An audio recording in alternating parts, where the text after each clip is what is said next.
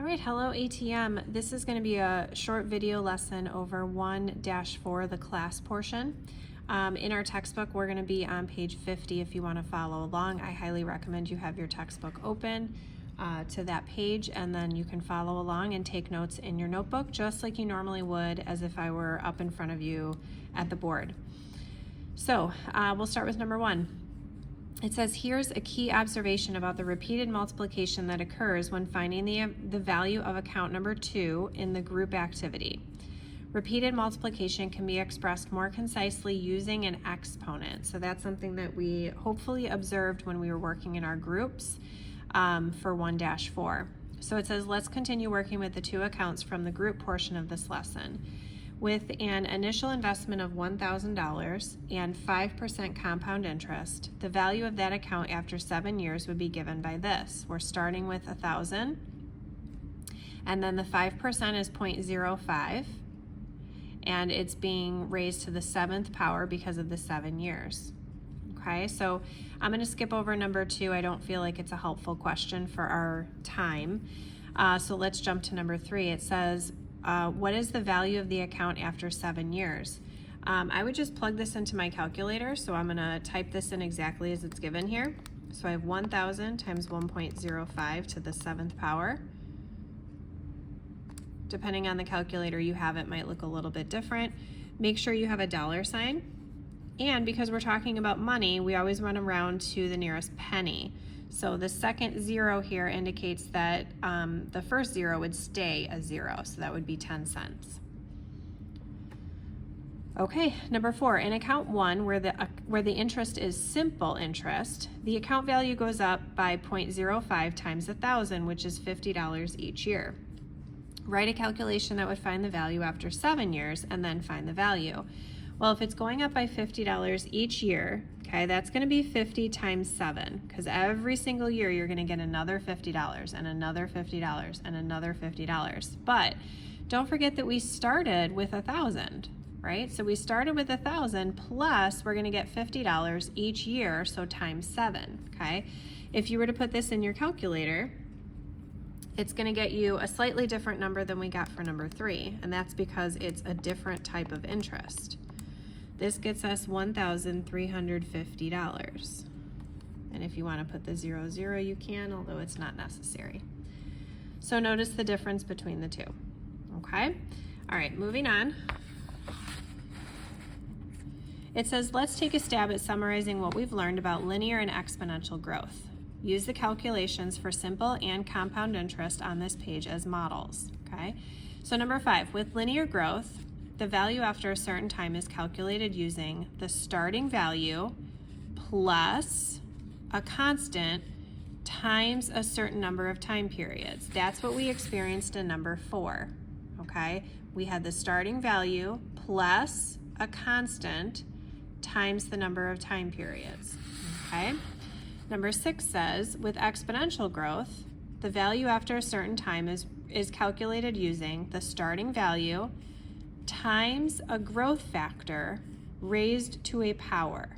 So that's what we were dealing with here, where we have the starting value, here's the growth factor, the 1.05, raised to however many years it is that we're talking about, raised to a power.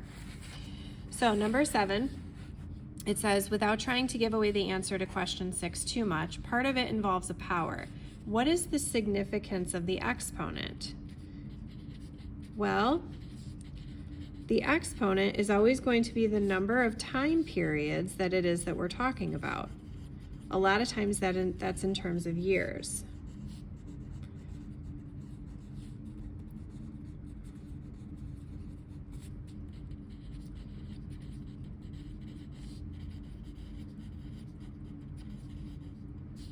I'm going to put in parentheses here the number of years. Sometimes it's months, but usually it's years.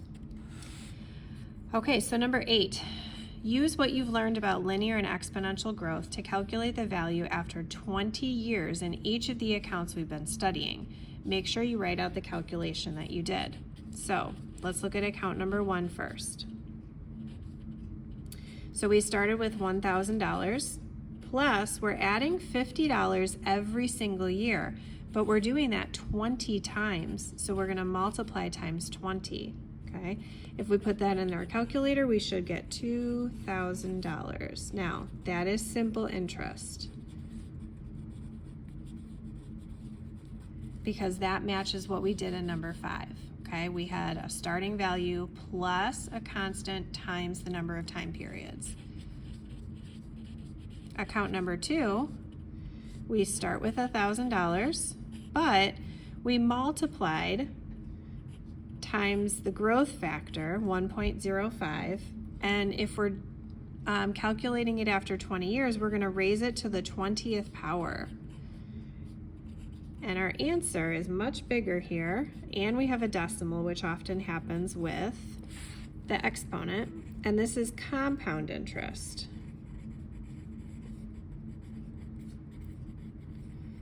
Okay, and that matches with number 6 because we're dealing with an exponent. We have the starting value times the growth factor raised to a certain power. So obviously, you want your money to be compounded instead of simple interest. Okay. On the next page in your book, they give a nice summary box, okay?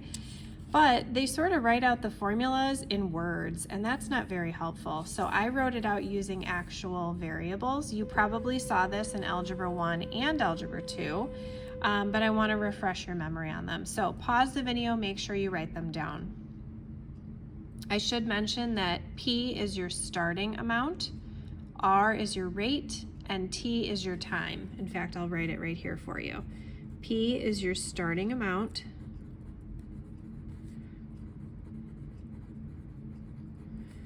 R is your rate, T is your time. Okay, so when it says simple interest, you're going to follow this first formula. Compound interest, you're going to follow the second formula.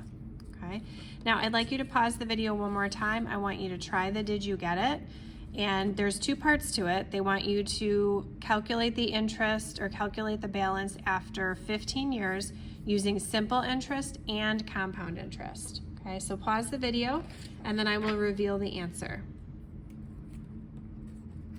All right, if you are calculating your money using simple interest, here's the work behind what we're doing here. And your balance final answer should have been $50,000 even. If you're doing compound interest, here's the work.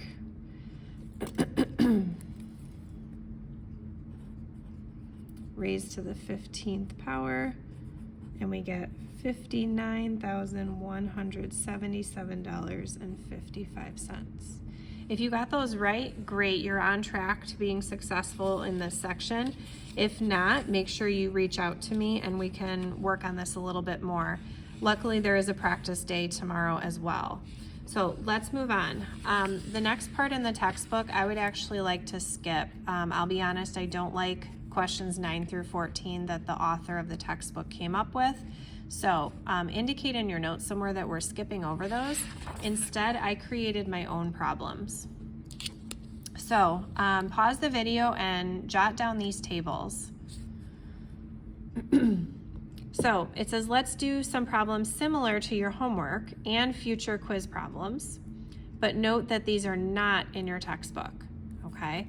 So it says, identify each scenario as illustrating either linear growth, exponential growth, or neither. Show enough work to justify your answer, and if you can, find the next value on the list, okay? There will be questions like this in your homework. There will be questions like this on the next quiz and the future test. So make sure you are taking good notes on this. So given this table, we can see that the X values are increasing consistently by 2, okay?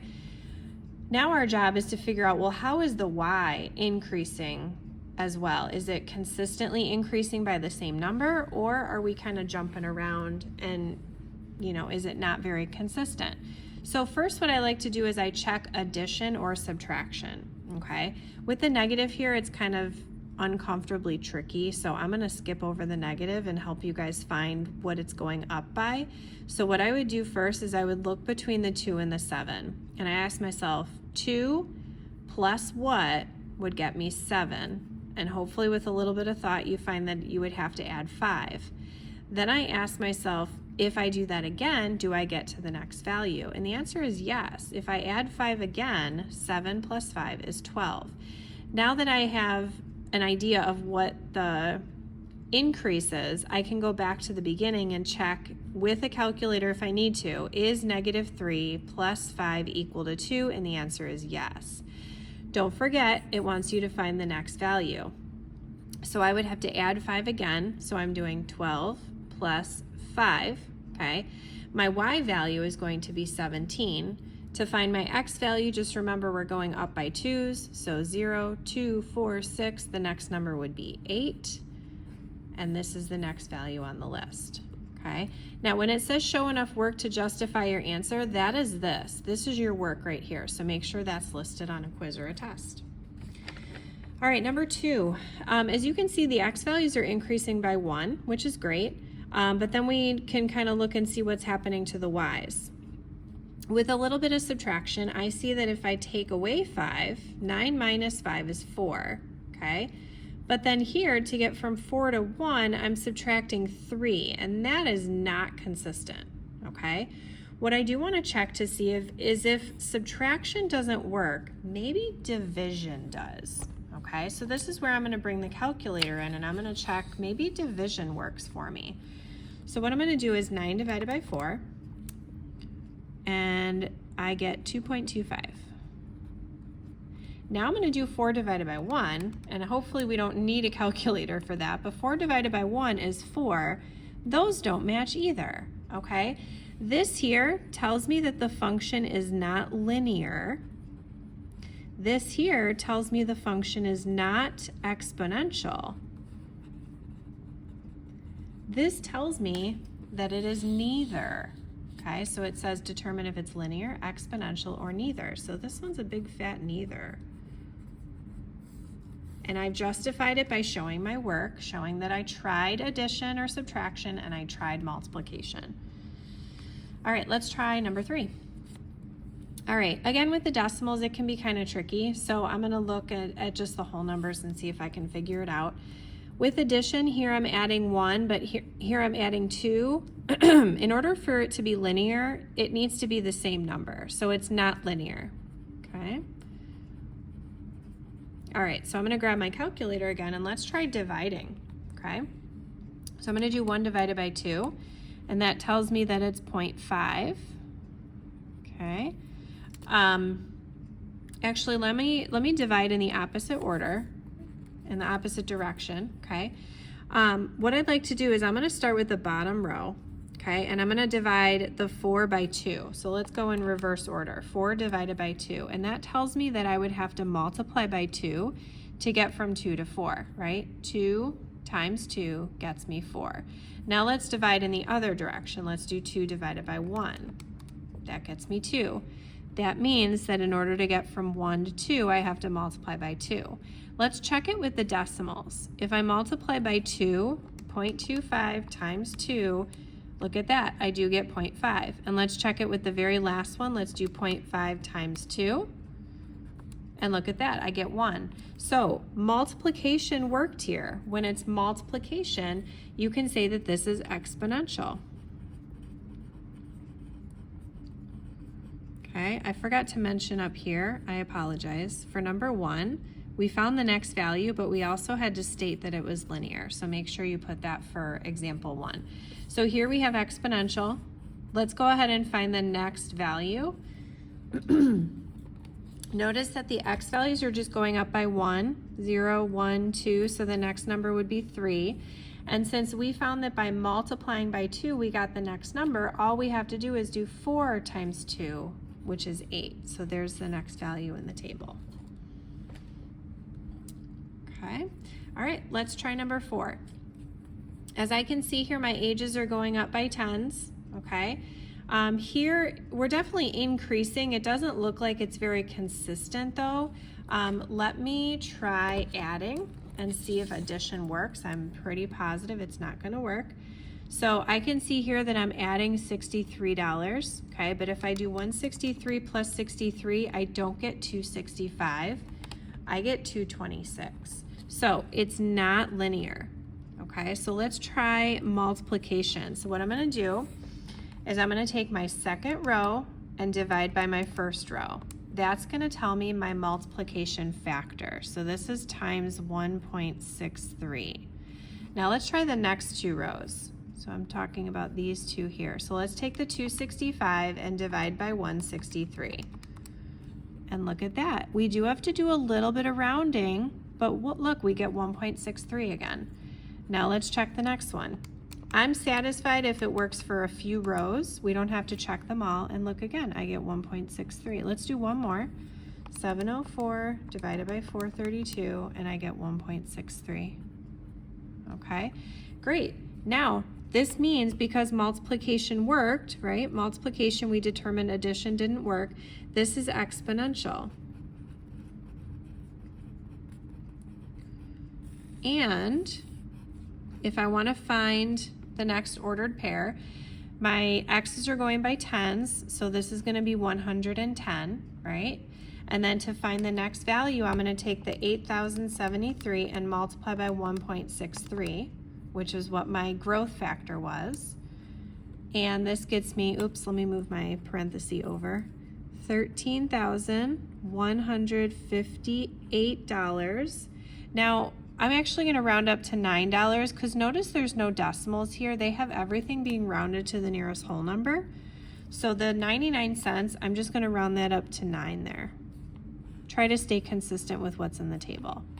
Okay, so we had one linear example, one neither, and two exponential. All right, that is the last part of the notes. If you need to watch the video again, please don't hesitate to do so. This is kind of the benefit of having a video lesson, is you can always watch it another time if you need to. And as I said, tomorrow is a practice day on 1-4, so any questions you have, I will clarify and we'll hopefully get everything squared away.